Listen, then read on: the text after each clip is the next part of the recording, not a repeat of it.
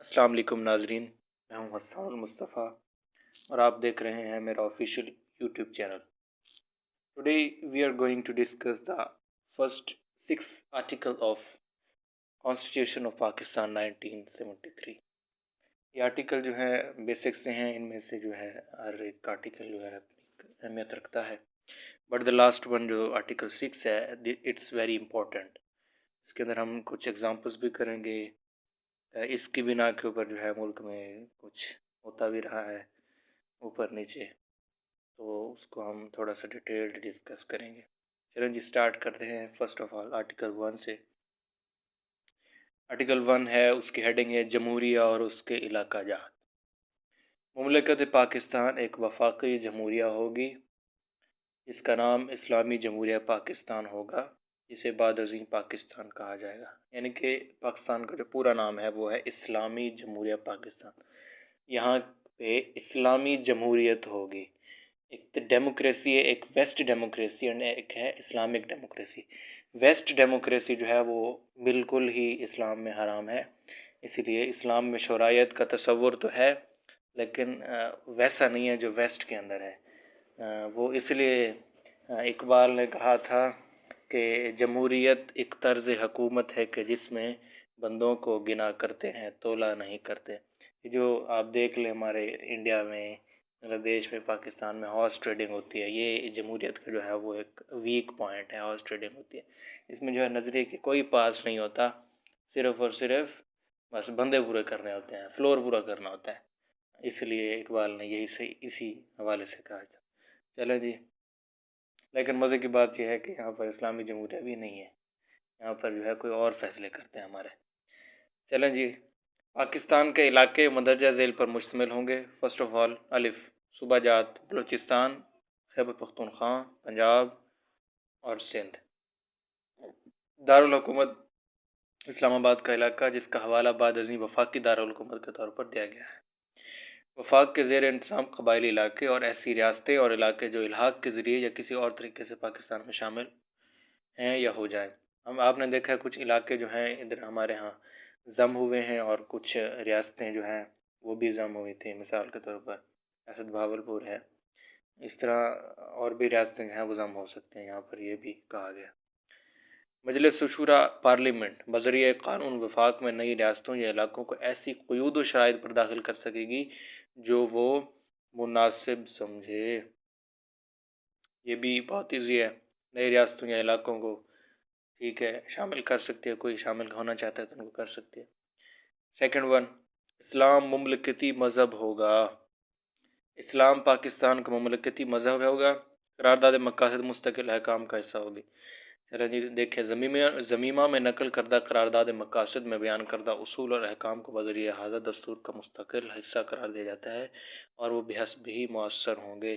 قرارداد مقاصد ہم نے میٹرک میں پڑھی ہے، اس کے اندر یہی ہے کہ اللہ اور اس کے رسول کے مطابق کام کیا جائے گا، سنت و قرآن مطابق کام کیا جائے گا، سنت رسول کے مطابق کام کیا جائے گا، اس کے اندر یہی ہے۔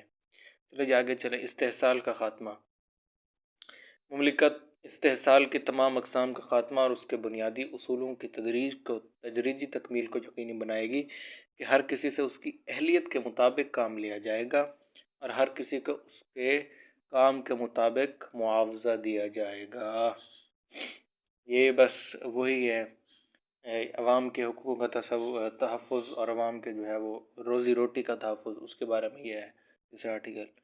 اچھا جی، مطلب کہ ہر بندہ کوئی مزدوری کر سکتا ہے تو مزدوری کرے گا، کوئی سم ون از انجینئر تو اس سے انجینئرنگ کا کام لیا جائے گا پاکستان کے اداروں کے اندر، یعنی کہ روزی روٹی اور نوکریوں کے مواقع فراہم کیے جائیں گے، ہر شخص اپنی اہلیت کے مطابق معاوضہ اور کام لے گا، بس یہی ہے۔ افراد کا حق کہ ان سے قانون وغیرہ کے مطابق سلوک کیا جائے گا، ہر شہری کا خواہ کہیں بھی ہو اور کسی دوسرے شخص کا جو فی الوقت پاکستان میں ہو، یہ ناقابل انتقال حق ہے کہ اسے قانون کا تحفظ حاصل ہو اور اس کے ساتھ قانون کے مطابق سلوک کیا جائے۔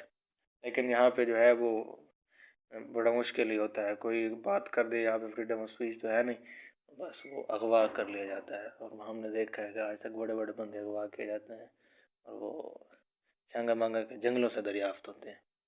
اور ننگے ہوتے ہیں اکثر تو۔ چلیں جی آگے چلتے ہیں۔ کسی شخص کے کوئی ایسا کام کرنے میں ممانعت یا مزاحمت نہ ہوگی جو قانوناً ممنوع نہ ہو، مطلب کہ کسی شخص کو اس چیز کی ممانعت یا منع نہیں کیا جائے گا کہ یہ کام کیوں کر رہے ہو، حالانکہ قانون میں اس کی پروویژنز ہیں پڑی۔ چلیں آگے چلتے ہیں۔ کسی شخص کو کوئی ایسا کام کرنے پر مجبور نہیں کیا جائے گا جس کا کرنا اس کے لیے قانون ضروری نہ ہو، یعنی کہ مجبور کر کے کسی کو کوئی کام جو ہے وہ نہیں کرایا جا سکتا۔ چلیں جی 5th 1، مملکت سے وفاداری اور دستور اور قانون کی اطاعت۔ مملکت سے وفاداری ہر شہر کا بنیادی فرض ہے۔ دس از اے لویلٹی، یہ ہر اسٹیٹ جو ہے وہ اپنے شہریوں سے ڈیزرو کرتی ہے، اور پاکستان بھی ڈیزرو کرتا ہے کہ لویلٹی اس کے ساتھ رکھی جائے۔ چلیں جی، دستور اور قانون کی اطاعت ہر شہری خواہ وہ کہیں بھی اور ہر اس شخص کی جو فی الوقت پاکستان میں ہو واجب التعمیل ذمہ داری ہے۔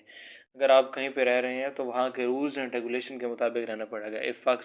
اگر آپ پاکستان میں رہ رہے ہیں تو آپ کو پاکستان کی اسٹیٹ کے کانسٹیٹیوشن کے مطابق رہنا پڑے گا، وہاں کے طریقوں کے مطابق رہنا پڑے گا، یہ ہے۔ چلیں جی آگے چلیں۔ Article 6، this one is very very important, اس کو غور سے دیکھیں۔ اٹس نیم از سنگین غداری۔ آرٹیکل 6، آرٹیکل 6 اس کا بڑا حوالہ دیا جاتا ہے۔ چلیں جی دیکھتے ہیں آرٹیکل 6 کیا کہتا ہے۔ کہتا ہے کوئی بھی شخص جو طاقت کے استعمال یا طاقت سے یا دیگر غیر آئینی ذریعے سے دستور کی تنسیخ کرے، تخریب کرے یا معطل کرے یا التوا میں رکھے یا اقدام کرے یا تنسیخ کرنے کی سازش کرے یا تخریب کرے یا معطل یا التوا میں رکھے، سنگین غداری کا مجرم ہوگا۔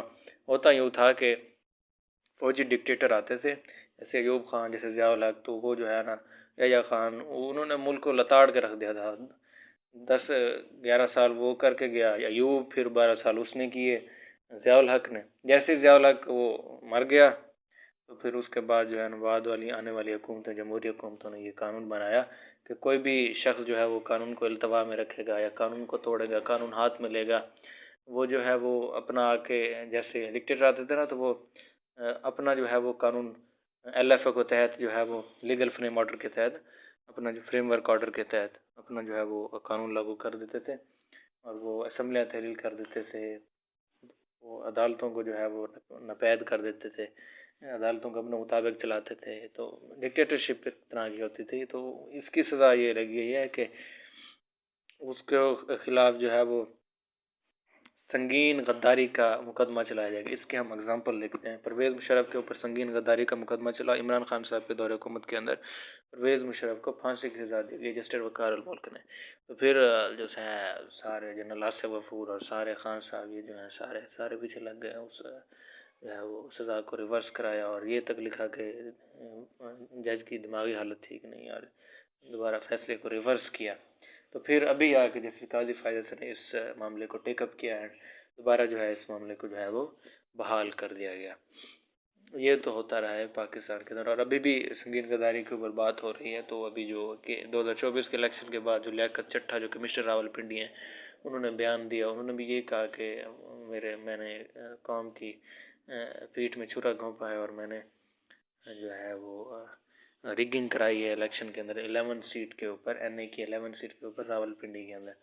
گو کہ اس کی بات جو ہے وہ ہم اس کو اس پیرائے میں لیں گے آرٹیکل 6 کے اندر۔ اس نے کہا کہ میرے اوپر سنگین غداری کا مقدمہ چلایا جائے اور مجھے پھانسی کی سزا، راول پنڈی کی کچہری کی چوک پر مجھے پھانسی کی سزا دی جائے۔ ہم اس بات میں نہیں جا رہے کہ وہ صحیح ہے یا غلط ہے، ایک الگ بحث ہے۔